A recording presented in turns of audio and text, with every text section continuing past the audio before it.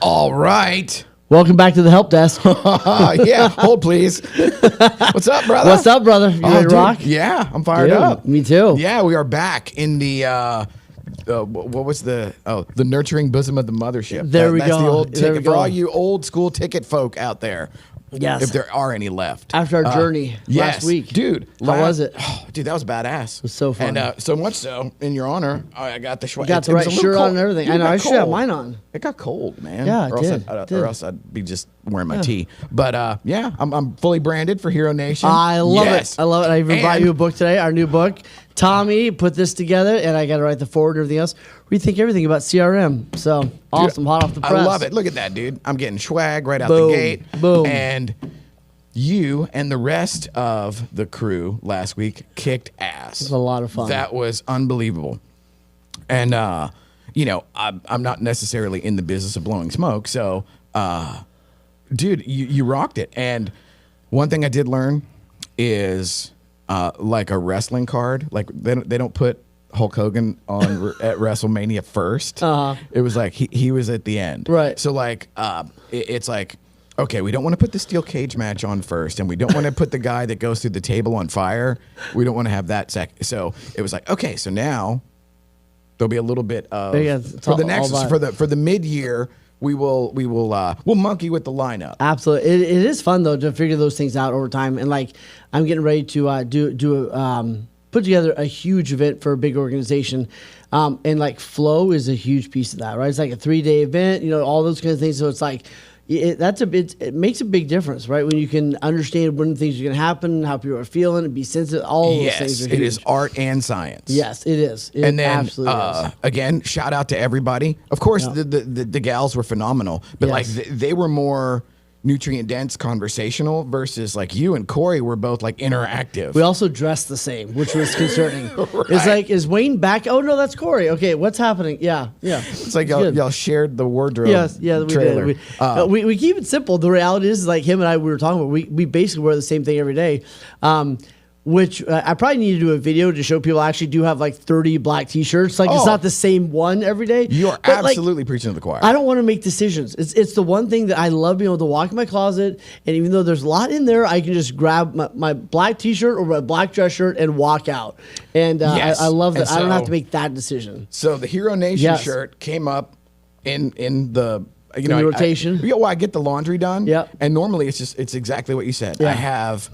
I want to say at last count, I have 17 black t-shirts. Yeah. They're all exactly the same. Yes. I want to say 6 of these, maybe like 2 gray and 5 black. And just keep it simple. Yeah. And then, so I go to pull off the top, you know, because they fold it and they stack it and it's gorgeous. But I was like, oh, dude, and it's perfect because in honor of last week and you guys rocking the house, I'm fully branded. I love it. But absolutely, it's like I have these Gap jeans, the kind of like, stretchy Gap jeans that I wear. I think I have 5 of those. Yep. I have literally at least 20 of the black socks that I wear. I literally just like the white ones I wear. I literally just buy like 48 of them at a time. So I have those for the summer. Yeah. It's the summer. Actually, no, it kind of fluctuates, but it's like everything's either the whites. So all my towels are exactly the same. The socks can go with the towels, the white socks. Yeah. Then everything else goes in the colors. Do you separate? That's good for you. Only when they're dirty. Okay. And then I just wash everything together, and if something doesn't make it, I'm like, that wasn't meant for me, right? Like I'm a single dad balling over here. Like I'm trying to figure life out. You know what I mean? It's predestination. Dude, everything just goes in there. Something shrinks. It's like that just wasn't meant for our family. You know what I mean? And that just goes away. That's how bad it is. You practice determinism when it comes with the laundry. Amen. It's like, that it was ordained that wasn't meant to stay. I tell you what, though, there's a lot of beauty in like essentialism and all those kinds of things, and figuring out like, where can I simplify my life? And our lives are so complicated. It's like, where are the places I can simplify it and make it? Yes. You know, it was interesting. My sister-in-law, you know, she's so big on this and helped me so much. Last year when we were spending time together when I was up in Canada, she's like, look, I made a decision I'm going to be able to clean any room in 5 minutes. Which means I need to be able to get out all that stuff that we don't actually need, right? You know, and she talked about like, hey, we can have, 2 pillows in the living room. We don't need 48. You know what I mean? And hey, like, but just all these little things, and I was like, that's beautiful. I went home and I cleaned out our house. I was like, we're getting rid of 40% of stuff. Wow. And we did. We got, like, for the kids' rooms, my rooms, everything, we got rid of at least 40% of stuff. Donated it, gave it away, whatever it was. And I tell you what, there's so much, just even that helps. It's like, now I have less stuff I got to worry about. I can clean up any room faster. Yes. The kids weren't happier having the more junk. You know, we got rid of so much stuff. And I think there's those things. And then in like business, like, make 40 buyer packets at a time instead of this one at a time. Like, save every email as a template, so you don't got to rewrite the thing again. Right? Yes. Like, there's all these little things we can do that speed up so much time just by doing that. Well, and I love that you said, you know, the whole idea of I need to clean. Well, I'm not going to clean the room in 5 minutes, but I do subscribe to the minimalist thing where, and it's like partly because I just don't care. So like in my condo that I've lived in for 13 years or 14 now, there's nothing on the walls. There's like literally no wall hanging, no art, no anything. Yeah. And it's like, I don't know. I thought about the other day, I'm like, I'm going to get a giant TV and have it hung in the living room. Yeah. Because it's like, I saw an 85-inch TV. You see one of those picture frame ones, right? On Amazon, which I'm like, oh my God, 85-inch television, you know, up on, I'm like, okay, that would just be like the monolith where and that's where you review your work, right? So that's a write-off. That's for reviewing. Dude, I like the way you think. That's totally work related. Brilliant. Absolutely, yeah, yep. No, I think the case, like, what, asking yourself, this is a great time of year to do this, right? What can I clean up? What can I cut out? And what can I clear up? You know what I mean? So I need to clear up my schedule. What do I need to cut out of my schedule? And then what do I need to clean up as far as like meetings, agendas, and all that kind of stuff? And just go back and just refigure that stuff out, because we've unintentionally made it harder on ourselves. Yes. Yeah. Well, and I can't remember who I was talking to, but it was the everybody conflates being busy with getting stuff done, or with working. Yeah. And it's like, no, I can be busy and actually achieve negative numbers. Yeah. You know, like I can drive the bus backwards, but boy, I'll feel busy as hell. Like, woo. Man, well, there's so many people that feel, like you're saying, there's so many people that feel successful when they're busy, but it's like, are you getting results, or are you just busy? It's like, we were talking, Brett Cruz and I were talking about, like a rocking horse, right? A rocking horse moves all day long, but it doesn't go anywhere. Yes. Right? And there's so many agents that are just busy. And in a lot of businesses, they're busy, but they're not holding their results accountable. And they feel busy, they feel good based on how busy they were, not how productive or successful they were. How much do you think that goes back to like the old Puritan work ethic? 100%. Yeah. Because I mean, back in the day, the harder you worked, the more you got paid.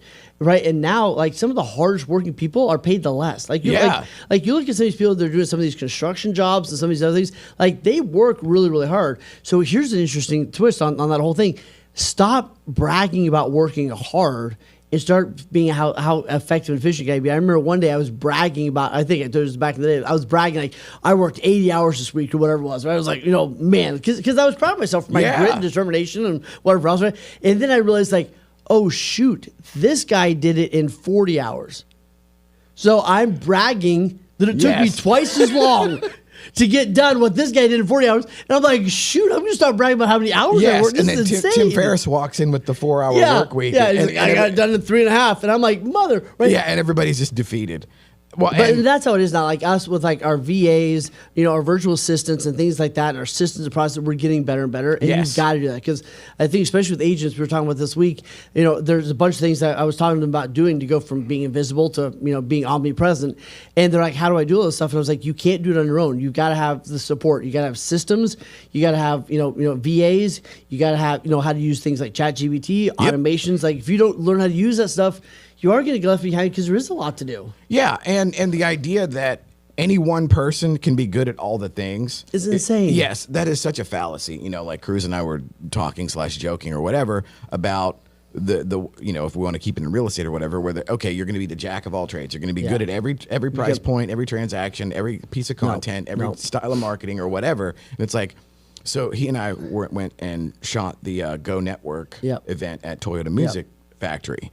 And, you know, there's 600 agents there or whatever, and they have 4,000, 5,000. Well, there's a gigantic infrastructure that makes the machine go that Rockstar agent in Arlington or in Southlake or Dallas or whatever, there's the consistency of the network and the branding and the presence that if you are, you know, like the idea of, okay, I'm good at, or I'm a C+ at everything, but I'm an A at this thing or an A+ at this thing that actually moves the needle, that's enough. Because at the very least, you will know, or you'll be able to see what sucks and what doesn't. Or even, you know, once I got to be good enough on all the little gimmicks and gizmos or whatever, if you came to me and you wanted to be a videographer or a photographer or whatever, I would at least know enough if you were full of shit. But the idea then that it's like, oh no, I have to keep proving that I'm the alpha, or I'm the guy that. No, you don't need to be being good at everything is terrible. It's the fastest way to failure. It's trying to serve if you try to serve everybody, you become nobody to everybody. Yeah. Oh, dude. No. Then okay, there's the next T-shirt. Yes, there you go. Well, and you guys were talking about that at Liftoff, where it was. I'm trying to think how it was couched, but the idea of, you know, you are trying to do too much at once, so everything suffers. Right. You know, and it was at a certain point it becomes diminishing returns, but how do you know? Which thing to focus on? Well, and the cool thing is like with my clients, I'm able to see that in a different way, right? And when I'm able to look back in somebody's success, what I find is they look good at multiple things, but what I know is they've had laser focused moments. So they had a week where they went in the bunker and like got and this the needle thing went pow. right? Well, and then they had another one that when they went deep on this, and then they got good. Like they didn't get good at everything. It's not like it all got better in the same way. It's like, oh, this got better than I did this, and you know. I was trying to quote you, but it's like, I got. Older. I just use such small words. It's hard to know. Like, no, but how do you say something so great with such tiny words? But you know, the gist of what you were saying last week was the idea of I need to double down on the things I suck at. Terrible. Right. Terrible. It's like that is the worst advice ever, and that's usually given by folks that either are misinformed or they're misinforming you intentionally, because it's like, I don't need you to catch up to me and then take over. Absolutely. I prefer you to stay there where you're predictable and less competition.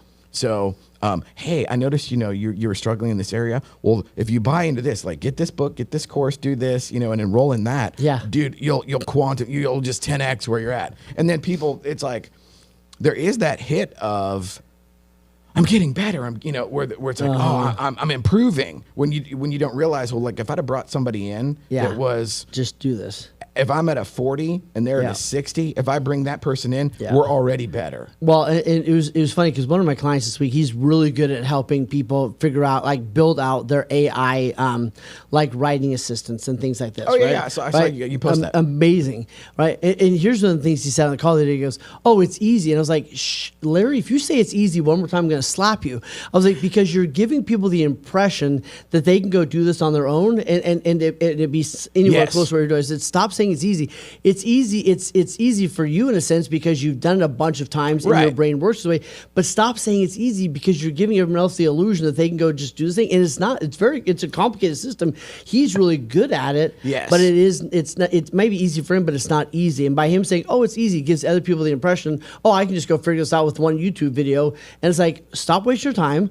You know, let Larry do what he does. You know, in 5 minutes that would take you hours. Because he's like, well, you could have done this. I'm like, I could have done it in 6 years with you know, like if I did nothing else. You know, even if you were to frame it in, okay, you know, with a full work week of 40 hours of research and practice or whatever, you can get good at this to where you'll understand it and implement it. It's like, okay, well, at least you're not setting somebody up for feeling stupid.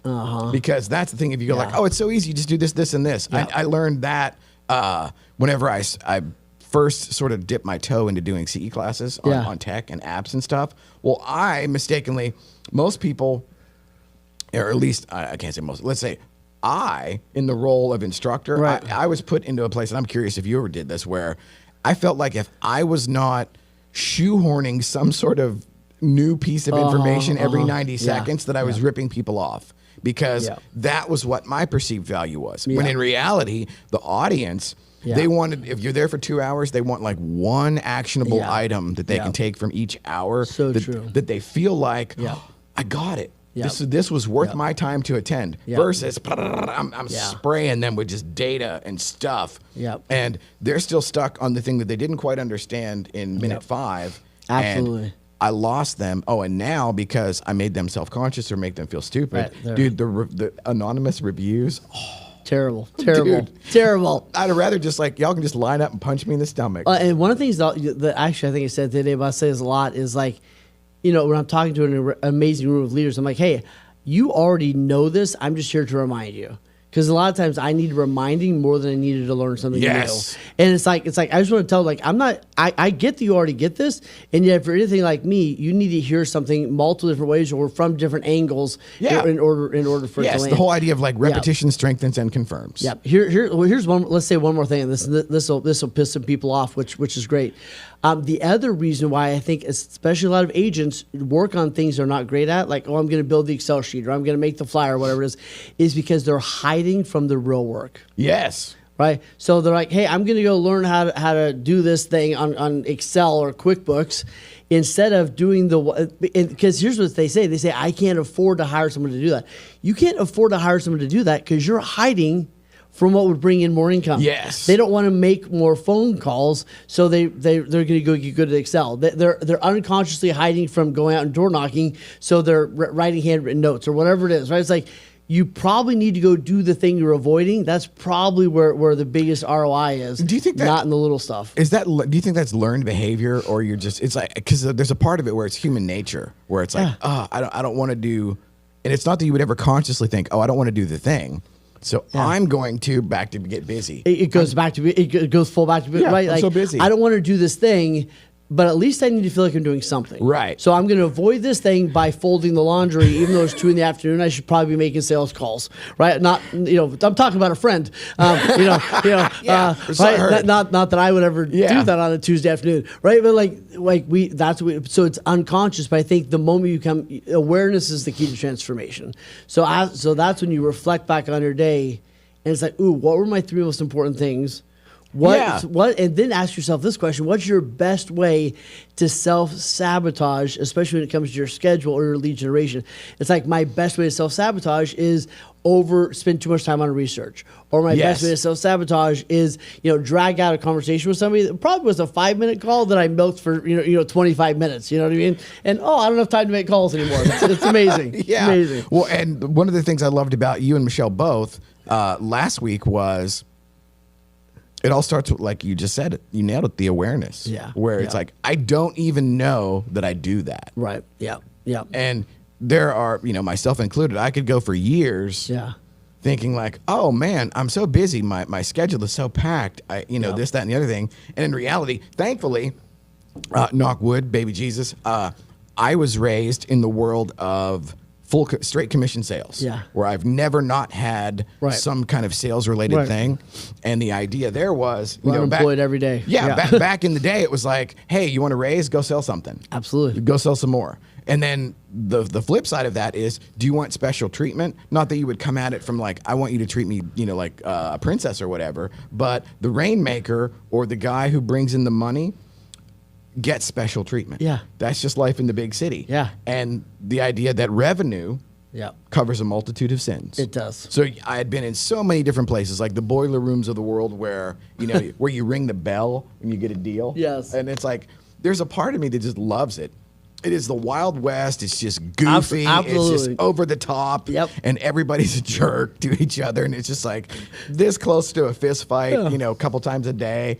But there's something about that I love. Wonderful. And the fact that it boils it down to, if you ain't selling, we don't need you here. Right. But then the flip side of that is, if you are, it's like the Wolf of Wall Street, where it's like, go, go, go, go. And there's something about that whenever you can break through. Yeah. And you actually realize like, oh shit, I can do this. Yeah. Because I don't know if you've ever done, because you were talking about door knocking or whatever. Well, it's like, I remember for years we would do lowermybills.com leads. And you're just like smiling and dialing. And now I would love to have said that, at some point in time I got enlightened and I realized it's just a numbers game. But it takes a minute to figure out like, okay, where it's like, okay, if it's 100 calls and then 3 will answer, and out of those 3, 1 will actually fill out a loan application or whatever. Okay, well then the trick is then you make 300 calls. You just get it. Yeah, you just get after it. Yeah. And that didn't happen until I'd done it for a long time. But there's the part of me that I love that, And then when you pivot and it's no longer something that's cut and dry, it's just you either sell the widget or you don't. Right. Then it becomes, well, now I'm kind of running a business. Right. And man, a huge part, like we talked a bunch on here last year where like I would have these. Now the CPA no longer beats my ass on the Zoom call. So I made it through that gauntlet, and I just get the stuff at the end of every month. And now I don't look at it because that for me would be the busy work. Yeah. It's like I pay that person or persons to go over everything. Yeah. And if it's not on fire, they don't bother me. Right. Absolutely. You know? Yes. And but I have that circuit where I could have been like, oh no, I got to go over these reports, and I've got to, I've got, this is what, January? I've got at least 5 months, or I'd never even looked. Well, we should probably do that. Right. I remember asking my coach one time, I was like, what should I read? He's like, let's start by reading your P&L. He's like, let's read that and see what it tells us. Yeah. Now I have given it to Yeah. my primary investor or whatever. He goes, these are great. I'm like, awesome. Oh, great. Well, Thank if you say so, here we go. Yeah. Okay, Yeah. then we're good. Yeah. And then like, okay, so what's your opinion on this? Because half the time I'm running on the gut feeling of, I know if I'm going out of business or not. You know what I mean? Yeah. And because I know historically early on, I had low level anxiety that never went away. Right. Like no matter what. Yeah. And that's not there anymore. Yeah. And so I take that as a Well, I think part of it's just time on task, but I think the other part of it is it's kind of like playing a game. You don't stare at the scoreboard when you're on the court, right? When you're playing the game, but you do need to check up every once in a while and see what the scoreboard says. Yes. So I think it's like when it comes to, like, let's say money, it's like whether that's like once a month or once a week, whatever it is, like, okay, then I need to sit down with the scoreboard and go, what's working, what's not working, but I don't need to stare at it the entire game. And here's what I know.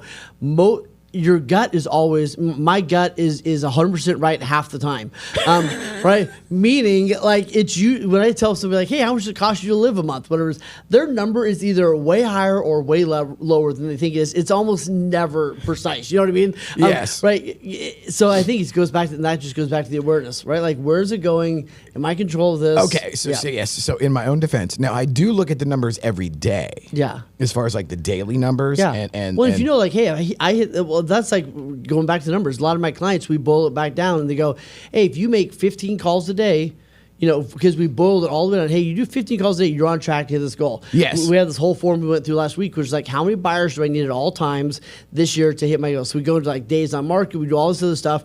And they're like, hey, if I have 2.5 buyers or 3 buyers at all times, then I'm going to hit my goal. So that's the cool thing about that. It's like, if you know your daily number, you don't have to worry about the yearly number, because if I hit the daily thing, it was 15 contacts, I got to have 2 on the board, and I got to send out 3, whatever, right? Yes. If I know that, then I can just play the game. Yeah, then it's just math. It's gonna add up, right? It's like, hey, if I put 1 marble in a jar every day, I'm going to get 365 at the end of the year. So you just got to know what's that marble and add it up. Yeah. Yes, and for me, it takes out a lot of the emotionality, the tendency to judge things as good or bad. It's like, no, dude, it's this many, and then the rest will take care of itself. And I'm just, man, like I said, last week was amazing. We've been doing, like, year over year, it's I look at the, like I said, I do look at the numbers, but and when I poo-poo the idea of just like scrutinizing things, it's more about like, oh, would I save $7 if I went with Google Drive versus Dropbox or whatever? I think that's balance. I think a lot of it is that's when you need a coach or someone else to kind of give you some insight from time to time to know what's what. It's like they did some guy did some sort of calculation on like the people that save 2 cents on every gallon of gas, but they had to like drive across town to save. Right. You know what I mean? Right. So it's like at some point it's like, okay, where is this actually punitive and not helping? So I think there is a balance, right? And that's the awareness. Yeah. Where it's like, okay, if I'm aware that I do that, but I declare that the emotional payoff from saving 3 gallons or whatever is worth the fact that it costs me. And maybe it is. Maybe it is. Yeah. Yeah. And I think that that's where a lot of times you need someone else to help you make an aware decision because we have our own biases, we have our own blind spots. We don't necessarily see everything the way it is. It's like some of my clients, like you can only cut to a certain point. You need to start making more money. Right. So it's like, cool, let's do the cut. Let's do an audit. Let's figure out where, what we can do. And then at some point it's like, okay, we're not going to, 10 extra income by just cutting, right? We've cut what we need to cut. And now it's time to just go make some more money. Yeah, it's income. Yes, not say, yeah. So it's funny because, again, that goes back to the whole thing of more revenue solves every problem. Yeah. And there's the I can't remember who it was. It's one of the hustle porn guys in my feed. It might be Goggins, it might be Hormozy or whatever. But the idea was for young men in the Western Hemisphere, almost every problem can be solved by exercising and making more money. Absolutely. Yep. Chris is over there confirming. He's like, Amen. Yes. And then it's like, one of those things like exercise and make more money. Well, I do neither. Yeah. I love that commercial or that meme where somebody's like, man, I just feel really bad today. I don't know what's going on. Maybe I need some medicine or whatever. And the person's like, oh, okay, well, like, did you sleep last night? And they're like, well, not really. I went to bed late. Okay. Well, did you get up this morning at a good time? They're like, no. Did you drink water today? Not really. Right. Did you watch something good? Nope. Did you read something powerful? Nope. Right. It's like I don't know why you're feeling like crap. Like it's a mystery to me. You know what I mean? It's like I'm doing all these things that are not helping me. And so like now today is the 31st. So this will be 30. So far I'm 30 days in where I've done the elliptical every day. Good for you. I go to the gym twice a week, and to further emphasize, like, wow, if you want cool stuff or cool people in your life, build a studio, have a show. Absolutely. And so I got a personal trainer out of that. Ooh. And it's like, shout out to Sierra. And so you'll see that stuff in the feed. And then we go to Park City's personal training. And it's like, very cool. Again, the whole idea of there are certain things that there is a psychological payoff for that it's that small, consistent effort. Yeah. And like, it took about 3 weeks-ish for me to not walk out of the gym feeling worse than I walked in. Yeah. So it's like, oh, that's what that is, where turn the corner. Yeah, well, and just choose one habit a month. You don't need to have 400. Choose one thing you're going to build a month. By the end of the year, you have 12 new great habits. I love it. Phenomenal. Yes, sir. Keep it simple, small, and it really is. It'll compound over time. Okay, so as we close out January. Yes. Yeah. So what's on the horizon in the immediate future? Man, well, we've got our private mastermind next week, which is going to be amazing. We got 2 different days, amazing people flying in from all over. That's going to be incredible. Then we've got our coaches training coming up the next month. And we just have a lot going on this year. So I'm excited. I built out the calendar with Brad Allen the other day, and it's crazy everything we got going. So right on. Well, we need to do some promotional material then. Absolutely. We do. I need to get in there and shoot some stuff. Yeah. Yes, sir. Yeah. And oh man, where do you see so shout out to Tanner, mobile green screen video truck studio. I'll show you. I'll show you the clips on that. So when I think of mobile green screen, I think of that guy that like just strapped onto his back and he's like driving down. You know what I mean? He's like biking down the street on the Zoom meeting. Remember that guy? Oh God! Hey, I you know what I miss? I miss COVID. The quality and quantity of memes and short clips that came out during that time we will never see that height of creativity again. Everyone was locked away, being brilliant, and Isn't that funny? Where humans are remarkable, like stuck in that place. The creativity and the shot through the roof. Yep, it actually it goes back to my optimistic nihilist philosophy of life on Earth, where it's like, oh yeah, we're driving it into the ditch. Make no mistake. Yeah, we're absolutely doing that. However, humans are pretty remarkable. We are. And we could pull it out at the 11th hour. We absolutely could. Board in the house board. There we go. Yes. All right, brother. Brother, fired up. Let's go get it.